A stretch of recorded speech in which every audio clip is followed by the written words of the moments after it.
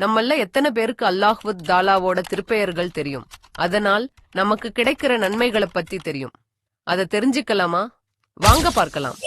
Hazrat Abu Hurairah ரலியல்லாஹு அன்ஹு அவர்கள் அறிவிக்கிறாங்க, முஹம்மது நபி ஸல்லல்லாஹு அலைஹி வஸல்லம் அவர்கள் கூறினார்கள், அல்லாஹ்வுக்கு 101 குறைய 99 திருநாமங்கள், அதாவது திருப்பெயர்கள் இருக்கின்றன. அவற்றை நன்றாக மனனம் செய்தவர் சுவனம் புகுவார். அவன் அல்லாஹ். அவனைத் தவிர வணக்கத்திற்குரியவன் வேறு யாரும் இல்லை. ஸல்லல்லாஹு அலா முஹம்மது ஸல்லல்லாஹு அலைஹி வஸல்லம். நீங்களும் சொல்லுங்க.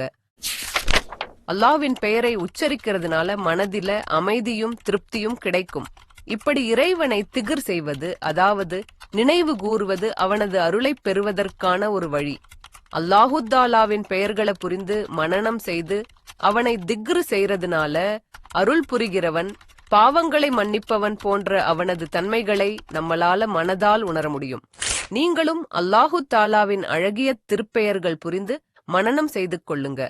அவனது அருளையும் பாவ மன்னிப்பையும் பெற்றுக்கொள்வோம்.